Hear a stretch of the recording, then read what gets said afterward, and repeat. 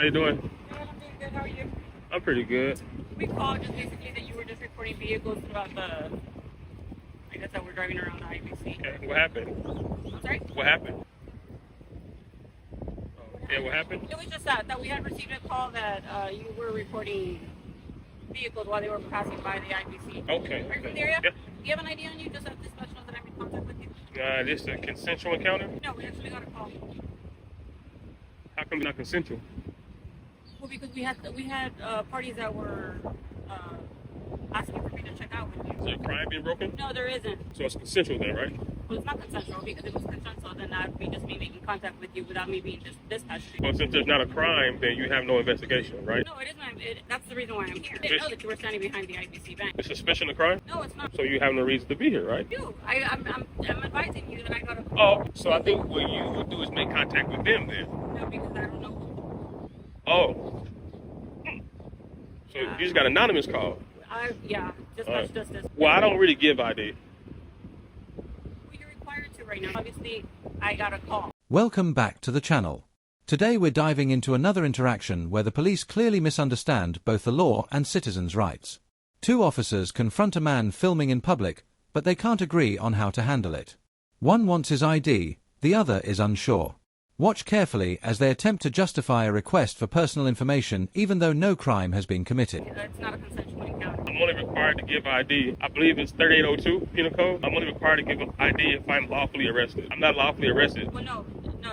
That's, obviously if you're arrested, then yes. Right. Obviously you're required to give your information. But what I'm trying to make you understand is this isn't a casual encounter. I just didn't drive by here and just say, hey, okay, let me check out what happened.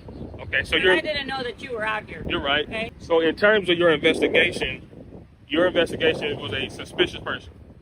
Yeah, that's how the call came. Obviously, you're not doing anything wrong. I mean, I can see that you're just standing here with your phone. I'm not. You know what I mean?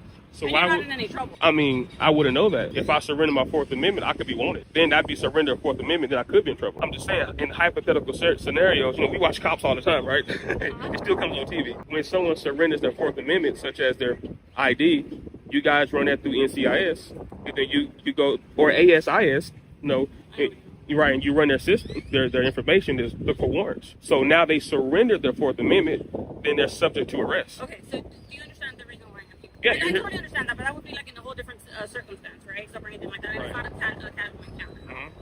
I mean, you can just provide me information. We did get a call that you were out here reporting me again. You're not committing any crime. The only thing is that I got dispatched here. No rings. You're not married? Why not? No need to be? Wow. The encounter begins with the man politely responding to officers' questions. They reference a call about him recording vehicles but cannot point to any crime. The auditor correctly points out that if no crime is happening, there's no legal basis to demand ID.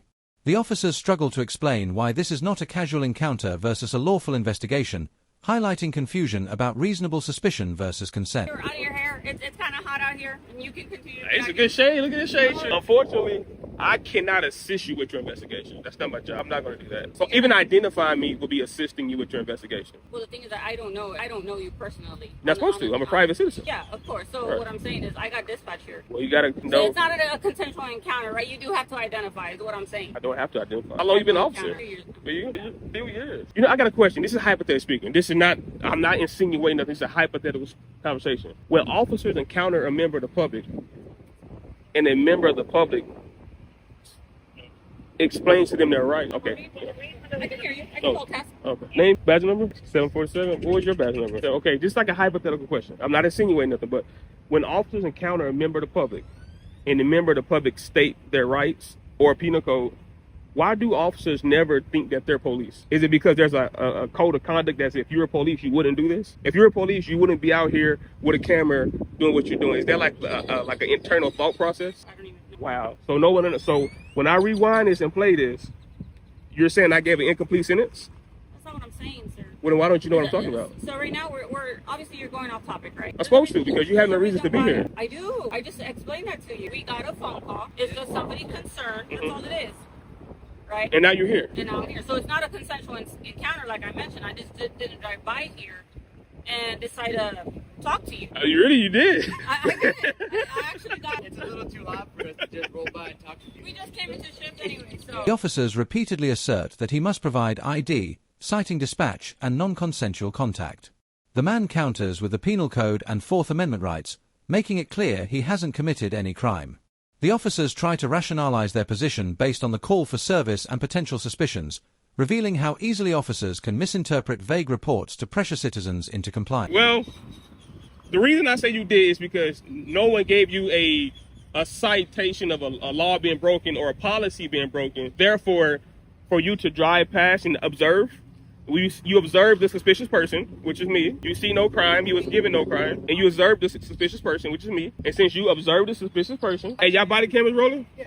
Okay. Like she just finished explaining to you, we just got a call, right? So whenever we get a call, you're matching description, we just, come say what's up, right? Make sure you're good. You know what I mean? But listen, I want to have a lower level conversation real quick. This is my hypothetical question. Why is it that when officers are called to the scene, even if it's not a crime, like what I'm doing right now, why is it that when you engage with a member of the public, when the member of the public state their rights, and if I state penal code, if I state case law, why is it that police officers never think, is he a police officer? It's almost like you guys just be like, he's not a lawyer, he's not a police officer, whatever he's saying. Why is it that type of posture? Yeah, no, I mean, we listen to people, right? It's a part of our job every single day. When people are right, I tell them, okay, you're right. You know what I mean? Okay, now watch this. Is this a consensual encounter?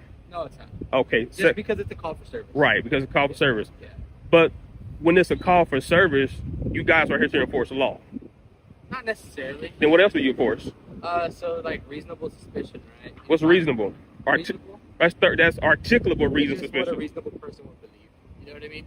Is that a penal code reason? It's in the penal. It says articulable suspicion that a crime is being committed or about to be committed. I don't know the definition textbook off my head, right? Reasonable suspicion, probable cause, they're all different. Right. But like I said, call for service, usually just reasonable suspicion. You know what I mean? It's not a probable cause, right? Right, so that's no probable cause for me to ID. But that's not what she's saying. We're still here because she's saying I have to. He further challenges the officers, noting the difference between logging a citizen's information and running it through NCIC or other databases. One officer admits he would only log the encounter, not check for warrants, highlighting inconsistent practices within the same department. The conversation shows that discretion can be arbitrary and not clearly communicated to the public, leaving citizens vulnerable to misapplication of authority. No. Yeah, these officers in charge, but you still have a duty to correct any erroneous mistakes. So I don't see any mistakes going on here. You just said I don't have the ID. I just told you she said I have to. Now you say you don't see a mistake? Well, that's her call. Maybe she sees something that I don't. Huh? Yeah. How you doing? You're gonna be good if we leave. Yeah. Like I mentioned before, you're not committing a crime, right? And Right. you're obviously aware of that, right? Right. You obviously got concerned citizen. You're recording, right? But no, So- you're nice. But my thing is this: when a member of the public engages with law enforcement, we should be able to give our understanding also in such a way to you guys shouldn't be in a hurry to leave. Because if there was a real investigation, if I was breaking the law, you guys would take your time to detail a police report, what they call them, witnesses. You guys would take your time to get a full report. Like I mentioned earlier, it was just a concerned citizen, so we don't have any information to go based on. I know that, but I'm saying, since you don't have that, We don't, and so that the call came out. I'm matching your description. You're obviously holding a camera, you're Right. recording, so that's all we have. That's all we have to work on right now. So that's why I'm making contact with you right now. But for future reference, I just want you to know that is not enough to ID someone. And I think you know that. I think you probably got to update it, It makes it easier, right? And like I mentioned, you're not in any trouble like you had mentioned. I'm trying to make contact with you. Right. At the end of the day, I'm doing my job. No, you are. But see, Right. part of your job is to enforce accurate law. If you're misinterpreting the law, now you're violating someone's rights unknowingly. You can do it knowingly or unknowingly. Like this gentleman, when you went to the car, he said, I did not have to ID. That's counterproductive. The auditor raises an important question. Why do officers dismiss members of the public citing penal codes or rights? The officer admits that each situation is different, yet fails to clarify how citizens can navigate these encounters safely. The conversation exposes a lack of standardization and training, demonstrating how misunderstandings between officers, or even within the same department, can result in unnecessary intimidation of lawful citizens. So then when I told the gentleman, well, tell her that, then he said, well, it's not my stop. See, now we have a difference of understanding here. We got two law officers saying two different things. That is a problem. You should be on the same page. And then he said he doesn't know the exact penal code verbiage articulable suspicion. That's another bad thing because you have to know that to make a proper investigation or proper arrest. Just something that you just study because you like it. I'm definitely, I've been in government. Yeah, I've been in government, you know, and so. Like I mentioned, you're not in any trouble, and you haven't committed a crime, right? Like I had mentioned before. You're gonna be good. But that's not good enough. Well, the thing is that Because you gave misinformation. You said I did not have the ID. Did you say that? And then when I said, well, tell her that, there's no proper cause. So then why did you say I have the ID? Well, because it wasn't a casual encounter. It just make it easy. That's not a legitimate circumstance. I want to know the right answer. So I'm trying to get you guys to get on the same page. That's what I'm trying to do. I want to know, why did you say I don't have the ID, and why are you saying I do have the ID? He didn't get dispatched.